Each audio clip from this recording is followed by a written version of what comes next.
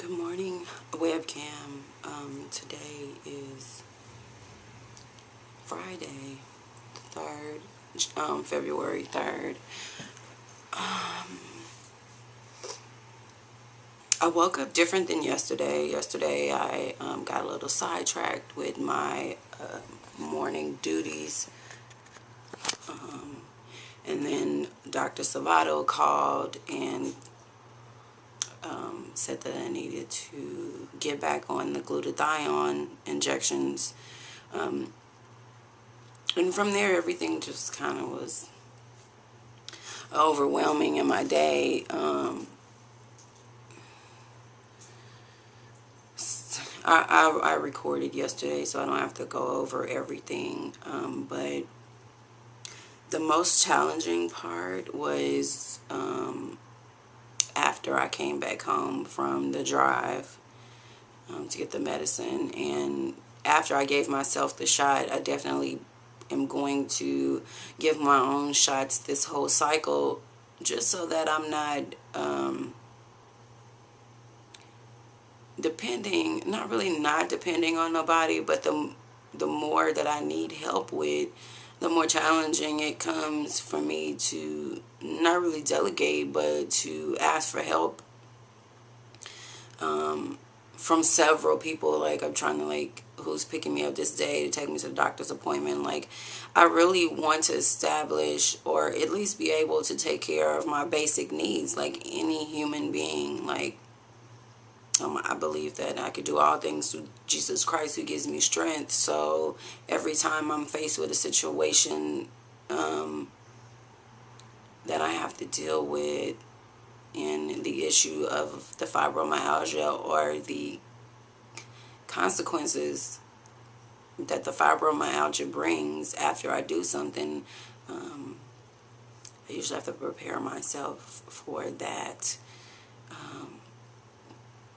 Today, I would say I woke up at like a 5, 6. Of course, when I stand any day after waking up,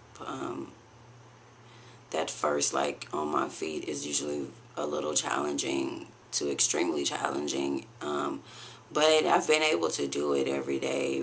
No matter how bad it hurt, I'm able to push through that to at least get to where the pain volume is not as loud as now. For me, my spiritual volume, the Holy Spirit speaking to me, like my Holy Spirit MP3 player, it's on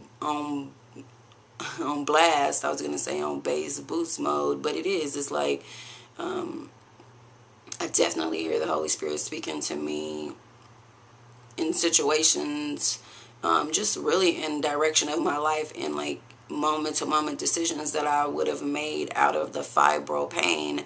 I could now, because I asked for the Holy Spirit to come, God has blessed me with that communication line. And the more that I see or understand that it is the Holy Spirit speaking to me, and that voice or volume is becoming louder than the enemy saying that I'm worthless, that I'll never make it, through my life with the fibromyalgia. How will I be in my purpose? And the fibromyalgia, the volume has been extremely loud for a very long time, 10, 11 years. It's been tiring, but I thank God for endurance, to see it through the end. Even if the end is my last day on earth and God take me away, if I have to deal with fibromyalgia until the eternity, then, until Jesus come back, then I can do that. I have to look at it like the word says, that, it's not a physical battle, but it's, it's a spiritual warfare. And it's true. So everybody has a physical or flesh challenge in some kind of way. It could be weight, addiction, it could be a missing limb or two, or whatever. Everyone has a physical issue even if it's just PMS or whatever, we all have at some point in our lives a physical limitation that we may choose to recognize or not. But I do believe in denial, we actually close the door for ourselves to overcome the things that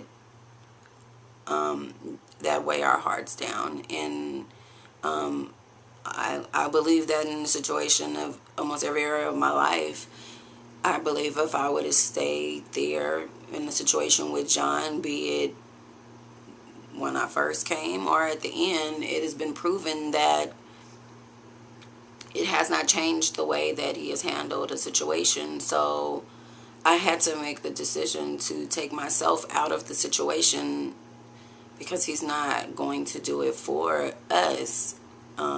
This is really about him, and I am just, I don't even know if I'm a co-star, but I'm, in this movie, but I'm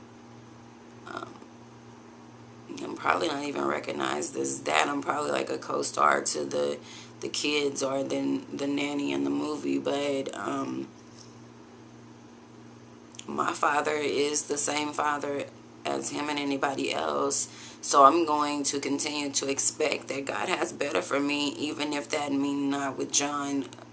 I've been learning to, in the last really just like 2 or 3 months after this last trip to California, before I experienced bits of it, but upon my return, I definitely am loving being on my own and being able to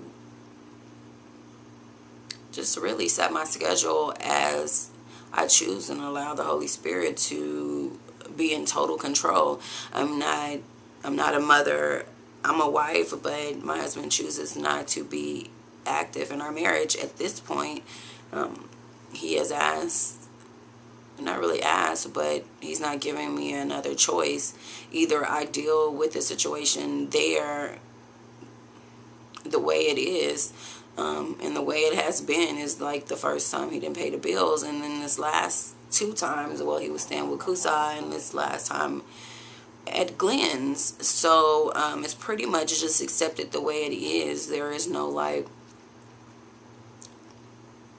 believing God that he would give us all our needs. John is just kind of like, you need to just accept it here, and then he takes away all of the things that he said that he would do that makes being in the situation easier. So he don't do those things. It makes it overwhelming to the point of, it does seem like the best choice for me is not to be with him right now. Even not really speaking to him as much. The only thing that I'm doing is praying for him. But I don't even know, am I praying for him to change? Am I praying to accept him the way that he is, when I know that it's out of line with what God has given me, and I haven't quite understood how to deal with that. Like you say, God didn't give him to move here. God didn't give him to get us a better place when I was there. God didn't tell him to do those things, so he's not going to use any common sense to provide the basic needs, because God did not say it to him. God knows my needs, and if he did or did not say to my husband what I need, I know for a fact that he, in his word, it says, well, at least a guideline on how you should be, or in the marriage or not. Like, there's a guideline for everything.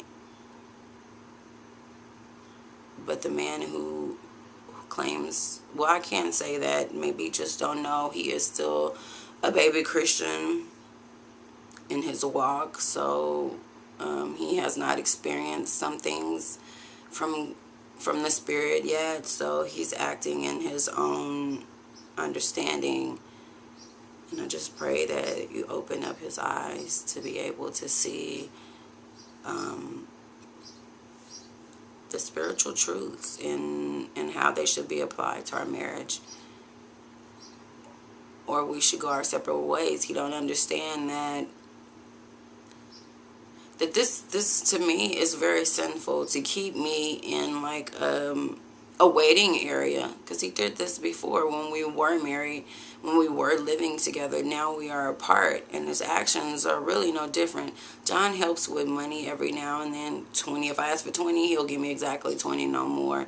Or $100. Like, he never really give me more than $200 at one time. Over the whole time, wow, I can't even really think of him giving me more than ever $200 at one time. And getting that was like pulling teeth. Like, he'll put it in the joint account, and then I can't get it because I don't have the card. But maybe that's his way of keeping track of the amount so that he can say he did help me, even if it's like the bare minimum. So, I don't know.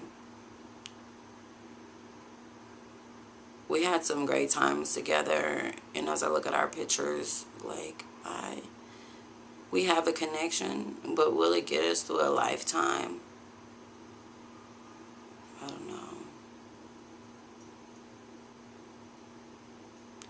But I kind of believe if this marriage does not work or was not in God's plan,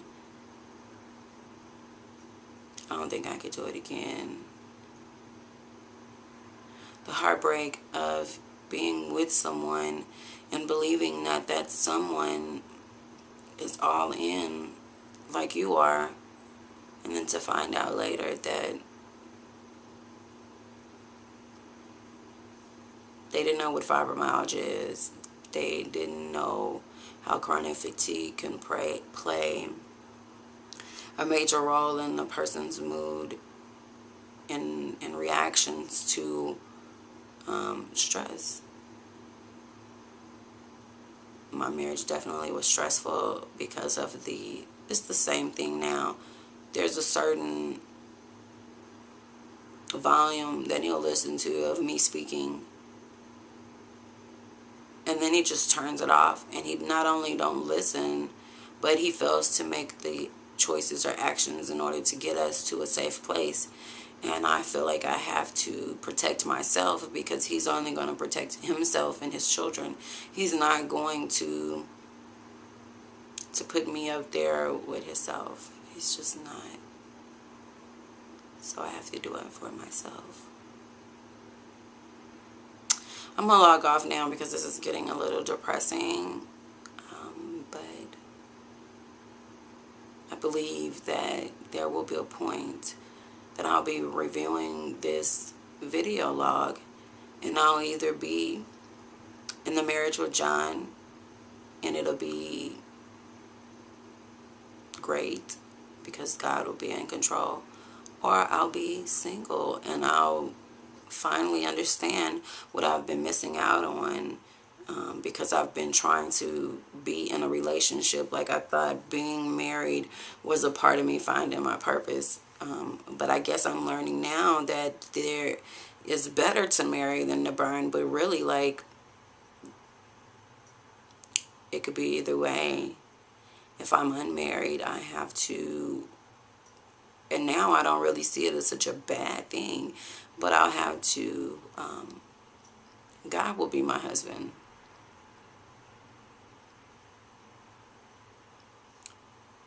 It's definitely better than depending on a human husband, because God never lies. I'll check back in later. I'm getting off of here right now.